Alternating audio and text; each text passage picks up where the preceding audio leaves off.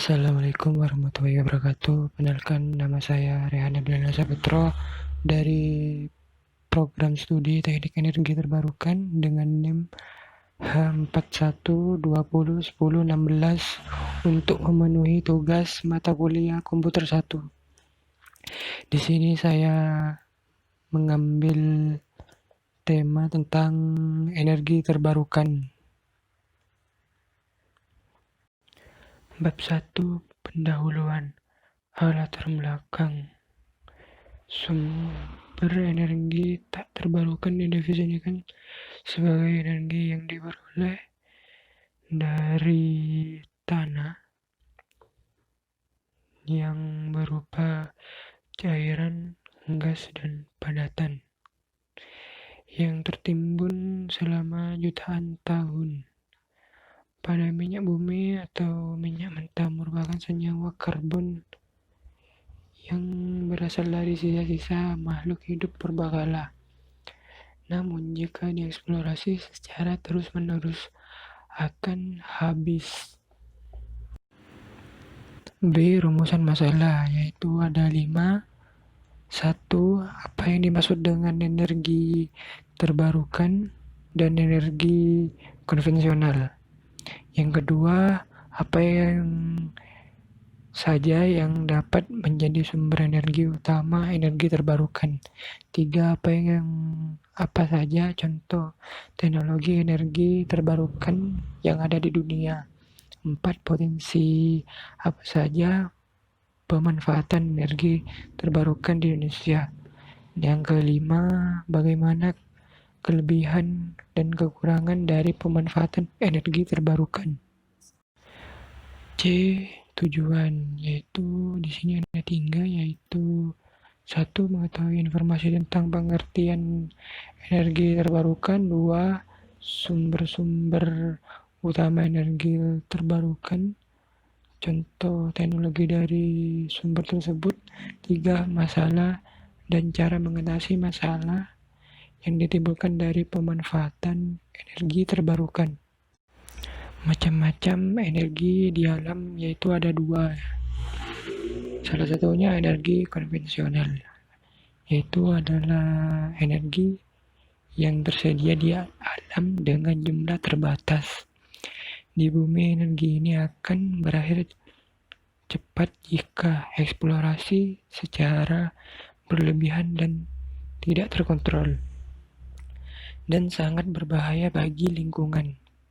Contoh sumber energi konvensional yaitu dalam bentuk cairan, yaitu minyak dan petroleum, dan bentuk gas yaitu gas alam, dan bentuk padatan yaitu batu bara dan uranium. Energi terbarukan adalah energi yang dihasilkan dari alam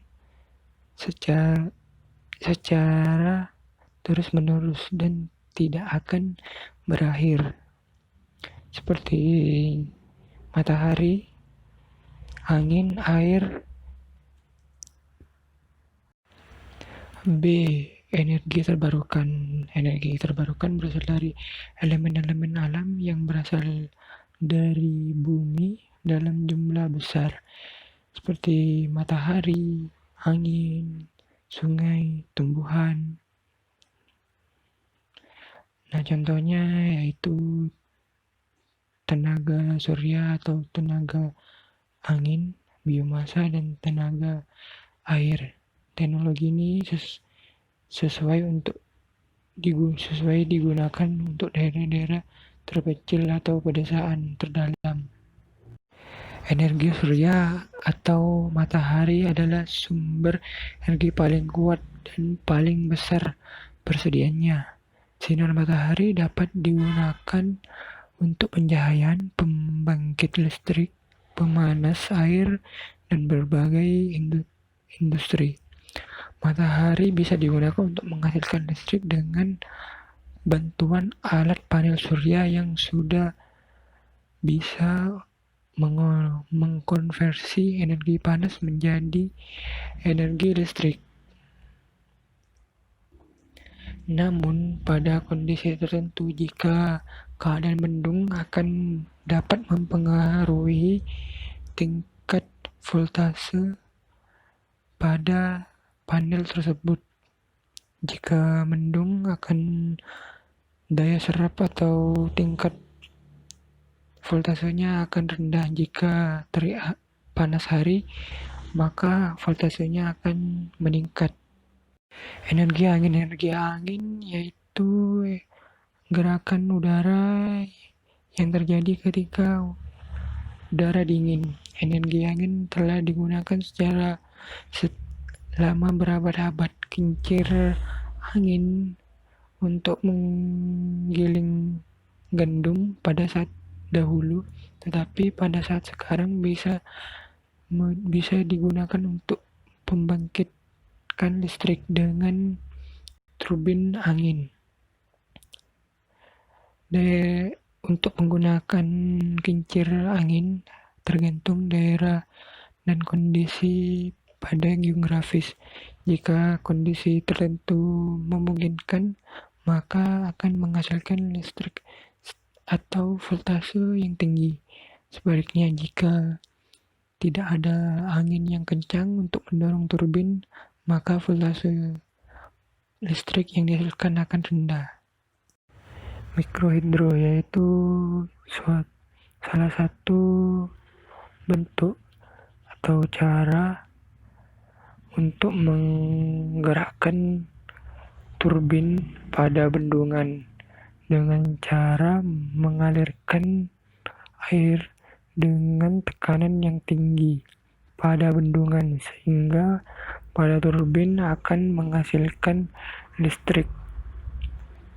Tetapi jika digunakan pada tekanan air rendah, maka penghasilan voltase akan rendah. Jika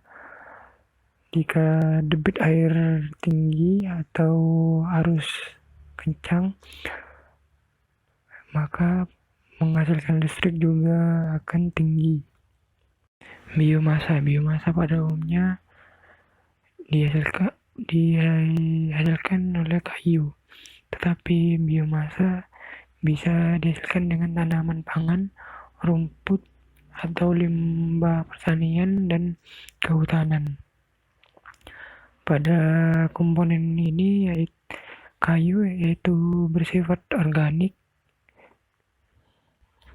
Nah, karena sifatnya yang organik dapat menghasilkan bakteri-bakteri atau zat-zat yang dapat memunculkan gas metana sehingga dapat menghasilkan listrik.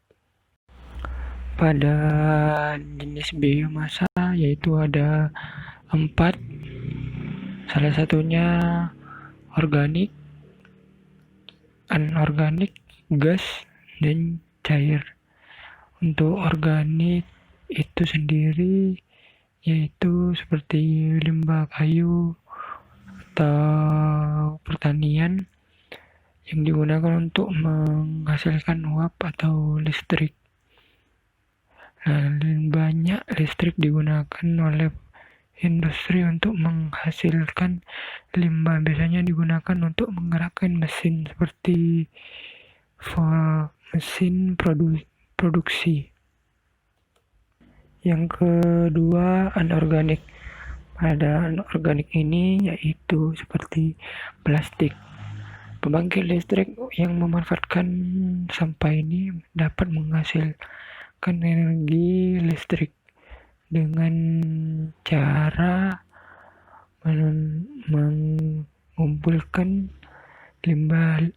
mengumpulkan sampah-sampah dan akan terkumpul jika reaksi gas metana akan muncul sehingga dapat menghasilkan listrik. Pada gas di sini yaitu hasil dari tempat pembuangan sampah yang menghasilkan gas metana, sehingga gas metana tersebut ditampung sehingga dapat dimanfaatkan sebagai bahan bakar atau pembangkit listrik.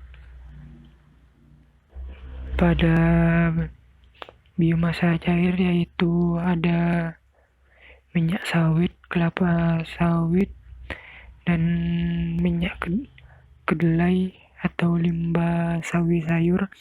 Dan di sini bisa dimanfaatkan sebagai bahan bakar biodiesel. Gas hidrogen ini yang paling umum pada yang dapat ditemui di permukaan bumi. Air merupakan 2/3 dari bagian hidrogen. Tapi hidrogen di alam selalu ditemukan dalam kombinasi dengan unsur lain. Setelah dipisahkan pada unsur lain, hidrogen dapat digunakan sebagai penggerak mobil dan menggantikan gas alam untuk memanaskan dan untuk menghasilkan listrik. Hidrogen dapat dicampur dengan gas alam dan menciptakan bahan bakar untuk kendaraan. Hidrogen juga digunakan pada kendaraan yang menggunakan listrik sebagai bahan bakarnya. Energi panas bumi berasal dari pusat bumi yang cukup panas yang dapat melelehkan bebatuan. Pada suhu bumi permukaan 300 meter di bawah ini cukup panas sehingga dapat merebus air. Terkadang panas bumi bisa dimanfaatkan untuk menggerakkan turbin sehingga dapat menghasilkan listrik. Energi gelombang air laut. Ombak laut yang selalu berayun disebabkan oleh angin yang meniup di atas laut. Ombak memiliki potensi menjadi sumber energi yang dapat dimanfaatkan untuk menggerakkan turbin atau regenerator sehingga dapat menghasilkan listrik. Etanol merupakan bahan bakar yang berbasis alkohol atau fermentasi tanaman seperti jagung dan gandum. Bahan bakar ini dapat dicampur dengan bensin untuk meningkatkan kadar oktan dan kualitas emisi. Namun, etanol ini memiliki dampak negatif karena terhadap pangan dan ketersediaannya. Biodiesel adalah merupakan energi yang berasal dari tumbuhan atau lemak binatang. Biodiesel yang murni dapat dicampurkan sebagai energi untuk menggerakkan kendaraan. Biodiesel mampu mengurangi polusi dan emisi gas pada kendaraan, tetapi memiliki keterbatasan pada produksi dan infrastruktur. Metanol juga disebut dengan alkohol kayu yang difermentasikan sehingga dapat menjadikan energi alternatif pada kendaraan. Namun kenyataannya metanol juga memiliki kekurangan, yaitu kurangnya peminat untuk menggunakan metanol dan kurangnya infrastruktur dan ketersediaan alat. Di potensi energi terbarukan di Indonesia. Pada potensi energi baru terbarukan di sini menurut Perpres nomor 5 tahun 2006 tentang kebijakan energi dalam kontribusi IBT yaitu target pada 2025 sebesar 17% dengan komposisi bahan bakar nabati sebesar 5%, panas bumi 5%, dan biomasa 5%, air dan panel surya serta angin 15%, serta batu bara dapat dipresentasikan 2%. Pada mikrohidro dalam sehari bisa menghasilkan 450 megawatt, sedangkan energi surya dalam sehari untuk ukuran per meter persegi bisa menghasilkan 4,80 kWh, sedangkan biogas bisa 5 gigawatt per hari. Untuk panas bumi dalam per hari bisa 50 gigawatt, sedangkan energi angin bisa 36 megawatt. Kelebihan dan kekurangan energi terbarukan. Kelebihan energi terbarukan yaitu 1. Tersedianya cukup melimpah. 2. Lestari dan tidak akan habis. 2. Ramah lingkungan dan rendah limbah dan emisi polusi. Energi yang bisa secara cuma-cuma. 5. Tidak memerlukan perawatan banyak. 6. Mendorong perekonomian dan menciptakan peluang kerja. 7. Lebih murah dibandingkan energi konvensional dalam jangka waktu panjang. 8. Bebas fluktuasi harga pasar bahan fosil. 9. Dapat digunakan di daerah terpencil atau desa-desa yang belum tersedia listrik atau energi. 10. Distribusi energi dapat digunakan di berbagai tempat. Namun, di balik kelebihan juga memiliki kekurangan dalam energi terbarukan. 1. Biaya awal yang mahal. 2. Keandalan energi terbarukan tergantung kondisi cuaca, seperti kondisi alam.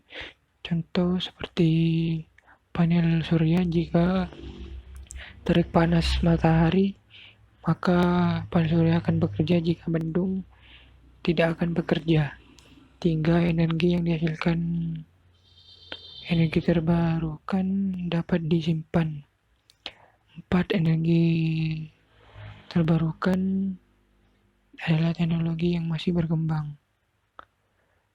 5. Energi terbarukan memiliki kekurangan teknisi dan sosial itu sendiri.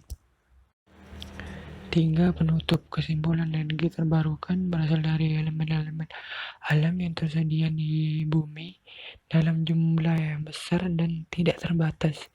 Misalnya seperti matahari, angin, sungai, tumbuhan. Energi terbarukan merupakan sumber daya alam yang paling bersih yang tersedia di planet ini. Tenaga surya, tenaga angin, biomasa, dan tenaga air merupakan teknologi yang paling sesuai yang digunakan untuk daerah-daerah terpencil atau desa yang masih kesulitan dalam kebutuhan listrik. Saran di sini ada 3, yaitu 1. Hasil pertumbuhan permintaan listrik dapat menjadi salah satu acuan untuk menentukan listrik di pelosok desa. 2. Dengan adanya pengembangan pembangkit listrik sumber daya energi terbarukan diharapkan dapat menjadi salah satu solusi atas krisis energi serta dapat menekan penggunaan fosil. 3. Diharapkan pada penelitian selanjutnya dapat menyangkut beberapa sumber daya energi terbarukan, khususnya di Indonesia. Sekian dan terima kasih.